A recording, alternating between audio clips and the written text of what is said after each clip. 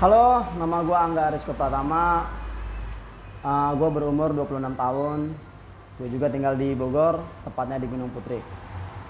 Gue anak laki-laki sendiri dari 3 bersaudara. Gue juga bukan dari keluarga yang baik-baik. Gue juga dari keluarga yang broken home. Keluarga gue udah pisah dari gue kelas 5 SD tepatnya. Gue juga sempat tinggal di Palembang waktu itu beberapa tahun karena masalah keluarga juga. Gue juga termasuk tulang punggung di keluarga. Awal mula gue masuk di dunia bisnis, gue sempat ngerasa bosen di sekolah waktu itu. Gue 16 tahun, gue keluar dari sekolah karena gue ngerasa bosen sama pelajaran sekolah aja gitu. Gue ngerasa kayak hidup gue gini-gini aja gitu, kayak gue harus duduk sama orang sebaya gue dengan hal-hal yang gak gue dapet gitu. Akhirnya gue 16 tahun, kelas 1 SMA, gue berpikir untuk gue coba deh keliling Indonesia. Waktu itu gue berencana untuk ngelakuin hal-hal yang gue mau.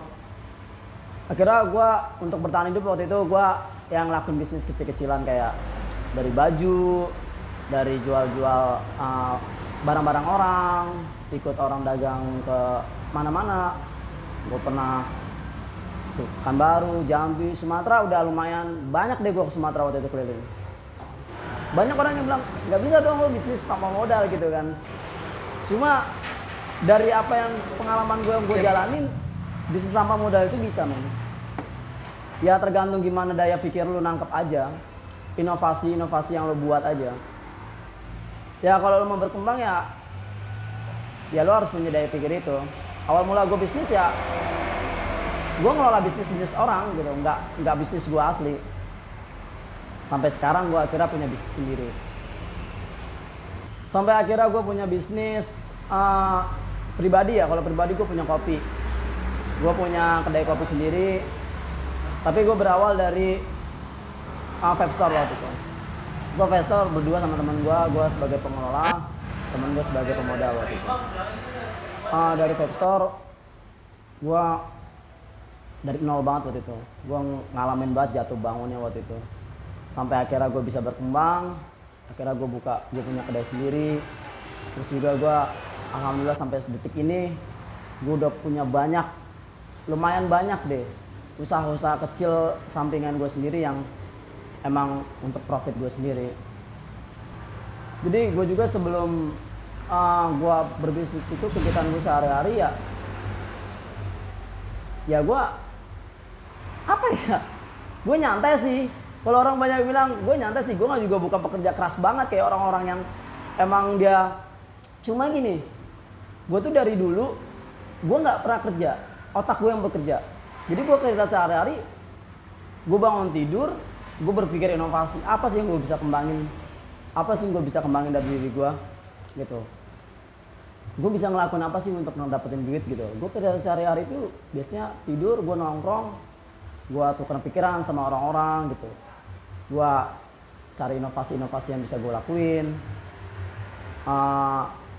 Apa sih tentang kehidupan ini juga gitu. Karena hidup kan gak gini-gini aja. Ya lu gak mungkin kerjanya cuma tidur makan kan, duit dari mana juga.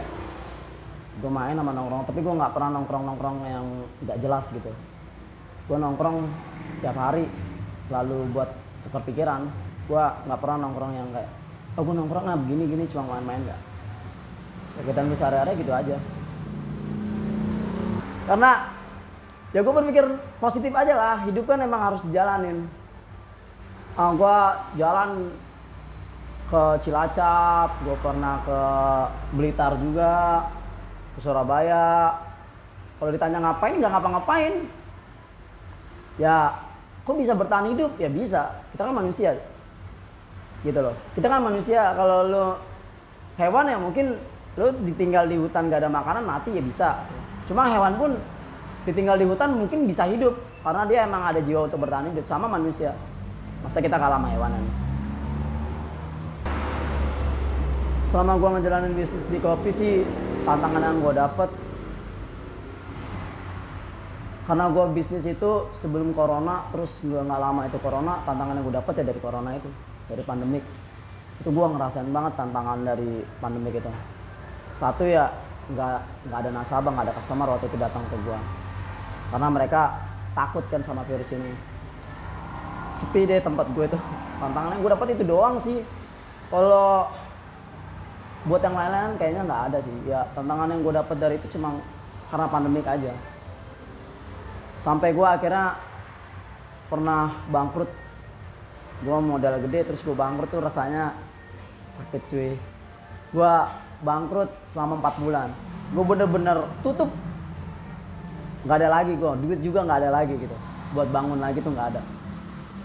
Akhirnya ada salah satu teman gue tuh yang percaya sama gue gitu. Akhirnya ya gue dikasih pinjaman duit lah. Ini kita jalan lagi deh, ini lu gue kasih. Karena dia percaya, dia nggak nambah, dia nggak mau masuk saham juga, enggak. Dia cuma percaya sama gue. Udah lu gue kasih duit nih, lu ini ntar kalau udah ini lu balikin duit gue.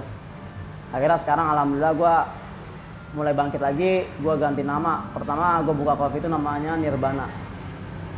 Terus gue bangkrut, gue ganti nama akhirnya jadi Wasguru Coffee sekarang. Pesan-pesan buat anak-anak muda nih ya zaman sekarang. Kalau zaman sekarang kan banyak orang tuh, anak-anak muda tuh berpikir kayak gue mau usaha, cuma untung terus yang mereka pikirin. Mereka tuh nggak pernah mikir masa depan mereka.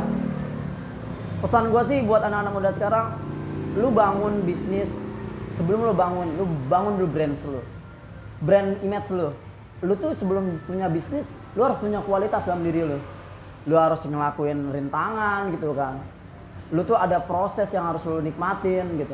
Kayak proses itu tuh lu bakal dapetin kualitas jati diri lu, mentality lu. Yang jelas lebih berani untuk bangkrut ya. Kenapa gue bilang? Karena bisnis itu kan banyak orang tahu untuk untung gitu. Padahal lu tahu sendiri faktanya. Gue kasih tahu faktanya, di bisnis itu lu ngeluarin modal dulu. Itu udah pasti. Hanya dalam 1000 tuh mungkin 3-4 orang yang beruntung. Mereka tuh dapat dikasih orang untuk berbisnis. Itu hanya kecil kemungkinan kalau lu nggak punya kualitas. Makanya sebelum berbisnis, kualitas lu harus dikuatin dulu. Mental lu dikuatin dulu. Pemikiran lu tuh harus bener-bener dimajuin. Lu harus punya inovasi.